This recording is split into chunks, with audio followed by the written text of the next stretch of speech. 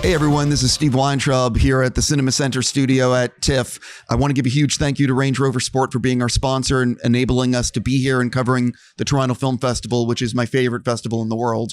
I want to start with congratulations on the film. You guys did such a great job with this.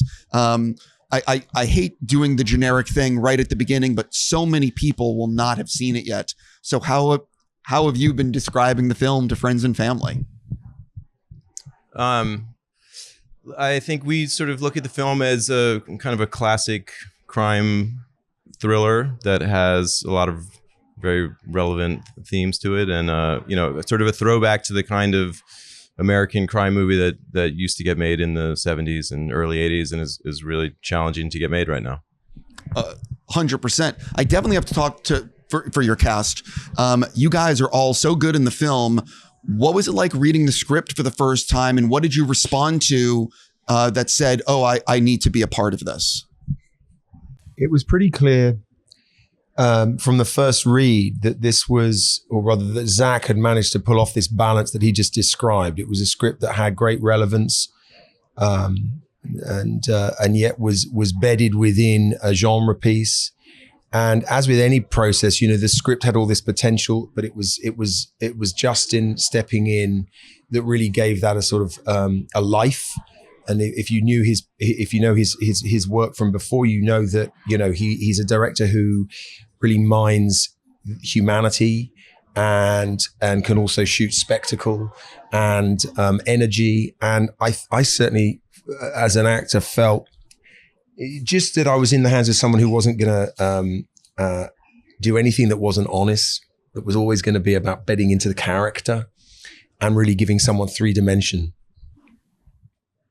Yeah, no, I think as Zach said, it's the kind of movie that doesn't really get made too often. It's too rare that these movies are getting made today. So I think that was really exciting. I think also if you look at any of Justin's work, you look at the performances in his films, they're just so real and authentic and natural and intense. And that was something that was incredibly exciting when you took a look at this movie, because it does have, this kind of propulsiveness to it. And as Zach said, kind of this multi-layered themes of relevancy in our world today, but it's also just a lot of great character nuance and no character. There's no extra in the movie. It's all, everything that's there should be there. And so it was just a pleasure to find a piece of work that was that good, that was so rare, and with a great group of people.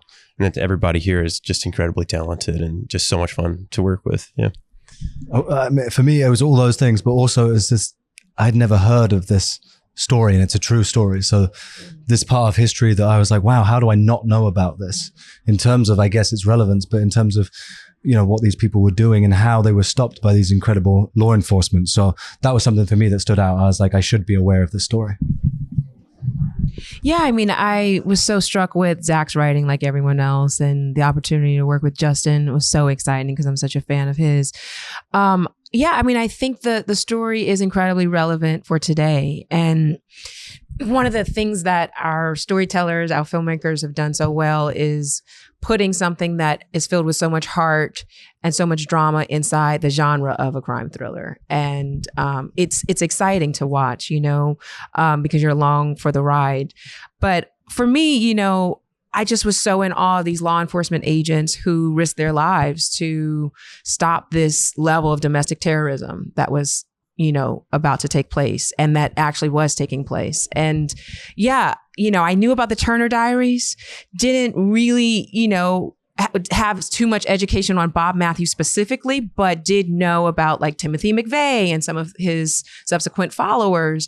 And you just, it's really sobering to go back to history and see how, when these seeds are planted, when this radical white supremacy is planted in the soil, when it starts to blossom, how it really affects everyone around it, and how he was able to recruit people and prey on people. And it's really honestly terrifying, the plans that he had for destruction. And it was an honor to be able to play one of the law enforcement agents who fought against that.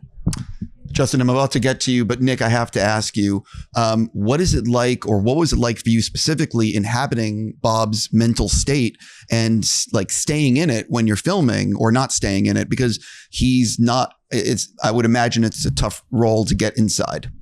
Yeah, I was lucky that I'd had experience working with Justin before, so I knew I was in safe hands and someone who, you know, gives you really unexpected angles to play in terms of what you do with these characters. So it's obviously a challenge, and you have to do a lot of research and try and understand where they were coming from as best as possible. But then at the same time, in each moment, the script was perfectly balanced in terms of what we saw of these characters. And then Justin would give wonderful notes, and also he gave us these manifestos of things to kind of live in the characters a little bit, you know, this kind of checklist of things to do to just feel like them. And whether that was, you know, wake up as Bob Mathews and what's his morning routine, and, you know, eat like Bob Mathews, all these things that just gradually make you feel some sort of understanding of what it would be to live with them,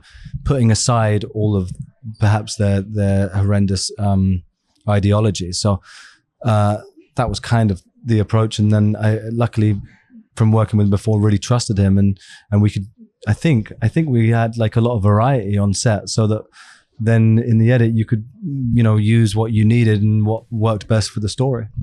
I mean, it's got to be said, the courage it takes for actors to go to those places, you know, they're uncomfortable places, they're toxic places. But this is a story, this mirror has to be held up, and someone like Bob has to be exposed for what he was, rather than just put into an obvious box of being bad guy. Like, you know, there are Bob Mathews, you know, types around, and we need to understand them and root them out and cut them out at the root. And for someone like Nick to go there, that takes great courage. It's a dark place to go. I completely agree. Justin, I love, speaking of editing, I love talking about editing because it's ultimately where it all comes together. So you get in the editing room with all your footage. How did the film possibly change in ways you didn't expect going in?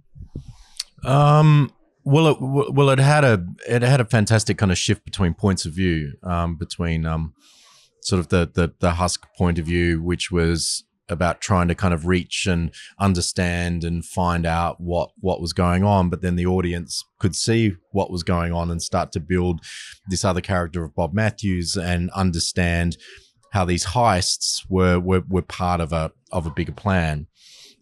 So it was really interesting how these quite different characters were starting to also have, you know, similarities in terms of the stress of the worlds starting to come upon them, and how they started to both sort of dismantle. And we had this really interesting scene that was sort of in and out of the script where the two of them meet, and where that came within the film. So it was the first time I've done a film that had many points of view, which is always very tricky and very difficult, and how you can kind of land relationships very, very fast. And that's what I really love about genre films, is that, you know, you've got this propulsive storytelling, but at the same time, you're desperately trying to create space for these characters to live and to kind of reveal themselves, and for us as an audience to go, okay, within the first 10, 15 seconds, I feel like I understand their history and I understand who they are. So I found that challenge, and that the idea of something like a bullet, this was always embracing the beauty about filmmaking, which is it's a story from the beginning to the end. There is no recurring episode, or, you know, it had a very, very tight, very disciplined, you know, structure to it, and propulsion to it, which is a lot to do with Zach. But yeah, I loved editing it. I see editing as sort of pontoons. You're just trying to, you know that there are certain pontoons that you've got to get to. And with this, sometimes you've only got one pontoon and you get very worried. There's a lot of ocean between those pontoons. But with this one, there was just so many fantastic kind of little pontoons that we were able to bring together, and you know, and carve out a film. This question's for everyone. So you see the shooting schedule in front of you. What day do you have circled in terms of I can't wait to film this? And what day do you have circled in terms of how the F are we going to film this?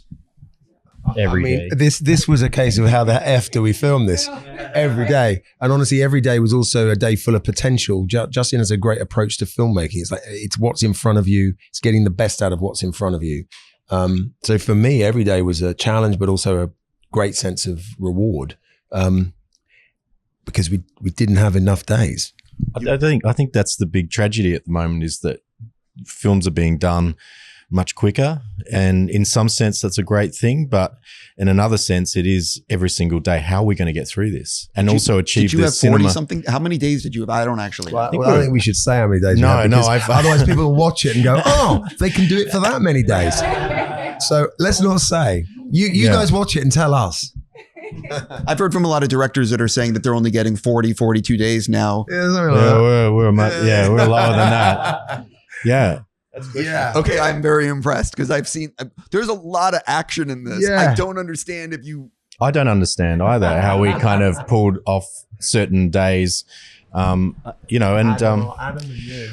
had an amazing first AD who I have a very strong relationship in Eddie. We had an incredible cinematographer, Adam Arkapour, who brought an enormous amount of discipline and craft and cinema to it.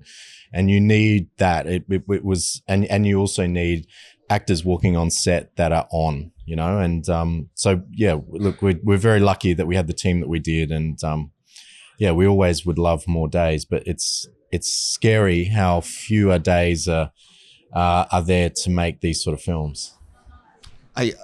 For everyone else, was there a day that you had circled in terms of like, I can't wait to film this? I think I was really excited about all the action sequences, because listening to Justin and Adam, the DP, talk about the film and, what excited them about that. I think it was really exciting because it feels like a rare opportunity.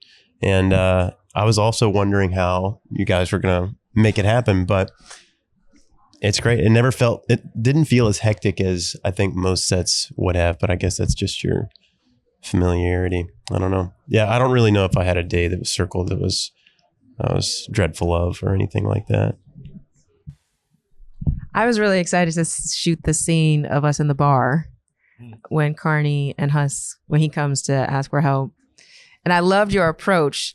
Justin had us do it so many different ways. He even put Toto on before one of the takes and had us dance together. Yeah, we danced together.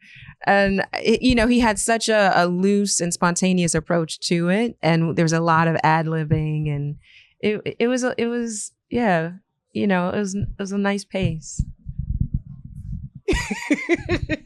How the hell does Nick answer this question? I mean, that's a really tricky one. Did you have a day you were looking forward to? That's why I'm being very quiet. Yeah, quite right. Moving on. I'll switch to something else because, and by the way, like one of the tricky parts about the Toronto Film Festival and doing interviews in studio like this is you're helping people learn about the movie, but it's very hard to talk about the specifics because you don't want to ruin the experience for anyone, and you know what I mean. But so Zach, I have to ask you, you guys obviously worked. The three of you obviously worked great together on this because you're working on, I believe, Black Rabbit. Or am I wrong about this? That's right. No, that's right. Yeah. So what is the secret to the marriage? Like how you guys are, you know what I mean? Like, and what, for people that don't know, what's Black Rabbit about that got all three of you guys working again together? Black Rabbit is a show that I created with my wife, Kate Sussman, that I don't want to give too much away about that one either, but it's Jude and Jason Bateman, and it's a bit of a crime drama. It takes place. Nefarious brothers. Yeah. It's really a brother relationship story in a lot of ways. But I think that the experience that we had making The Order was just one of the most collaborative, exciting, creative processes that I've been a part of. And, I think with The Order, we really collectively kind of figured out what this character of Terry Husk was. And, there were a lot of iterations of the script that we were trying to sort of figure out how to balance who Terry would be in sort of counterpoint to Bob, and Jude and Justin really did a tremendous amount of work to really figure out sort of, emotionally what we wanted to experience through that character. And so for me as a writer to get to kind of bring that collaboration into TV has been really exciting. And TV has been a real challenge, but a really sort of new thing where you get to see characters created. So Jason Bateman directed the first 2 episodes, and he's absolutely fantastic. And as we were continuing to see how Jude and Jason and the whole cast is inhabiting these people, you get to continue writing towards them. And then Justin has come on and is directing the last 2 episodes, and to just, it's just been a great partnership, and it's been something I hope we get to keep doing. I'm basically out of time, but I have to ask one more, and they're going to kill me. But my number 1 movie of next year is Superman, and you're sitting here, and I just have to ask you, what was it like playing such an iconic character, and what can you tease fans about the movie?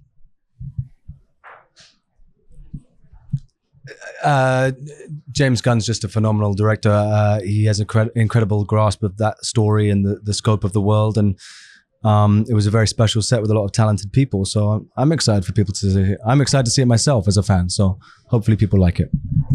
I'm confident. Listen, I could keep going on, but you guys have to do more press. And I'm just going to say, for people watching, you absolutely want to seek this one out.